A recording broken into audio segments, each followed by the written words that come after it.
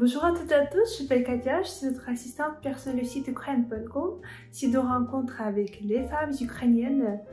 Et si vous voulez trouver votre amour, si vous voulez créer une relation vraiment éternelle et si vous voulez être super heureux, je vous conseille vraiment, c'est 1000% de vous adresser à l'agence qui s'appelle ukraine.com et on va vous aider à trouver votre amour. Et je sais pas comment dire.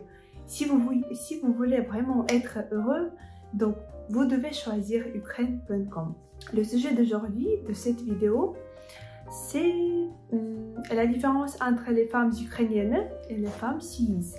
Donc vous savez, j'habite en Suisse et comment dire, j'ai déménagé dans les plusieurs cantons de Suisse et j'ai fait une petite comparaison des femmes. Je peux vous dire ce que j'ai remarqué et ce qui saute aux yeux parce que bien sûr je suis une femme ukrainienne et je suis arrivée en Suisse. C'est la mentalité qui est complètement différente, mais d'autre côté est très pareille. Et donc le sujet d'aujourd'hui, la différence entre les femmes. Tout d'abord, je voudrais dire, on va commencer, il y a quelque chose de physique et il y a quelque chose de mental. Je voudrais commencer par quelque chose de mental, c'est la création de la famille. Pour nous, c'est, je sais pas, c'est le rêve et l'envie numéro 1 de notre enfance. J'étais petite, j'avais 7 ans et j'ai entendu parler de mes grandes-mères, de mes cousines, de ma mère, qu'il faut se marier, il faut... Si t'es pas marié, ça veut dire qu'il y a quelque chose de mauvais avec toi, tu as des problèmes si tu n'es pas marié. Et si tu as par exemple, je sais pas, 25 ou 30 ans et si tu n'es pas encore marié, ça veut dire que c'est déjà foutu. Imaginez que quelle peur de notre enfance on avait dans notre esprit. Mais maintenant, je pense que depuis 5 ou 10 ans, on commence à comprendre et se distinguer qu'est-ce qui est bon, qu'est-ce qui n'est pas bon dans une relation. On peut divorcer et c'est normal si cette personne n'est pas pour toi. Si tu ne te sens pas à l'aise avec cette personne, il faut divorcer. Il ne faut pas souffrir et on peut ne pas souffrir. Mais chez nous, c'est toujours, si tu te maries, ça veut dire que tu dois vivre jusqu'à la mort avec cette personne. Et grâce à Dieu, maintenant, cette vision change parce que la famille, c'est quand tu ne souffres pas. Et si tu souffres, ça veut dire parce qu'en général, on a cette habitude de se mentir, de comparer ta relation avec la relation de ta copine. Et par exemple, son mari, il a passé 10 ans en prison et il prend beaucoup d'alcool. Et mon mari, il ne fume pas, ça veut dire, mais il me frappe. Mais je peux le pardonner, par exemple. Non, jamais. Si il vous semble que vous n'êtes pas heureuse, ça veut dire que vous n'êtes pas heureuse. Il ne faut pas se mentir. Il faut comprendre. Tout est réel. Vous avez juste une vie. Et il faut profiter de la vie. Il faut trouver un partenaire qui va être créé pour vous. Et quand vous allez le rencontrer, vous serez super heureux ou heureuse. Et donc, j'aime beaucoup la vision des Suisses que si on ne se sent pas bien ensemble, il faut divorcer. Ils peuvent se divorcer. Ils peuvent divorcer. Ils peuvent ne pas avoir d'enfants. Pour eux, c'est normal. Et chez nous, que si tu n'as pas d'enfant, par exemple, moi j'ai 27 ans, on m'a posé la question, Katia, si tu n'es pas encore mariée, tu n'as pas d'enfant, est-ce que tu regrettes de ça? Est-ce que tu as peur? En Suisse, les gens ne posent pas des questions comme ça. Si tu ne veux pas avoir d'enfant, c'est ton choix. Si tu n'es pas encore mariée, c'est ton choix. Et c'est ok, c'est cool. Quand tu peux choisir ce que tu veux faire. Et j'adore ça, que les Suisses peuvent choisir ce qu'ils veulent faire, travailler dans cette direction, manger ça, s'habiller comme ça, et ils s'en foutent. Mais en Ukraine, on pense, je dois apporter ça, je ne peux pas faire comme ça parce que mes voisins ou mes proches vont penser quelque chose sur moi. Vraiment, j'adore cette mentalité, cette vision de vie en Suisse. Aussi, deuxième différence, c'est l'apparence, bien sûr. Chez nous, les femmes ukrainiennes, on aime se maquiller un petit peu, faire des ongles, faire des cils. Et ici, c'est pas encore, je sais pas comment dire. Les femmes suisses ne pratiquent pas ça.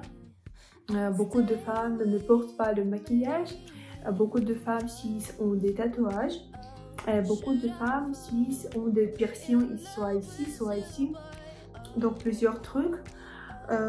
Aussi, quoi, j'ai remarqué que les femmes suisses adorent porter des bijoux, plusieurs bagues, chaînes. Et chez nous, les femmes ukrainiennes, on porte les croix. Et vous pouvez, je sais pas, vous pouvez si vous voyez une femme, elle porte soit croix ou il y a des croix avec Jésus-Christ, ça veut dire que c'est une femme de l'Est, c'est sûr. Quoi, c'est quelle différence? Je pense qu'en Suisse, les femmes prennent plus de bains que chez nous. Et aussi, j'ai remarqué que les femmes suisses fument plus que les femmes en Ukraine. Et surtout les jeunes, je dis que les femmes comme moi et les femmes plus jeunes, j'ai remarqué, et c'est vraiment beaucoup. Et ça me surprend parce que chez nous, il y a des jeunes filles de 20 ans qui fument, mais c'est pas super répandu. Aussi, quoi, je voulais dire, oui, j'ai parlé de la création de la famille. Oh oui, je voudrais dire que les femmes suisses, elles sont plus réservées, je dirais comme ça. Parce que chez nous, les femmes ukrainiennes, si elles aiment, elle va tout le temps caresser son homme, elle va tout le temps. Quand une femme ukrainienne est amoureuse, ses yeux brillent, elle est comme ça, elle est super motivée, elle peut ne pas dormir 8 heures, elle peut dormir 3 heures, elle va être super énergique, tout ça, mais je sais pas comment dire, mais ça dépend, peut-être c'est des... Je pense que les femmes suisses sont plus réservées par rapport aux Ukrainiens et nous, on est très impatientes.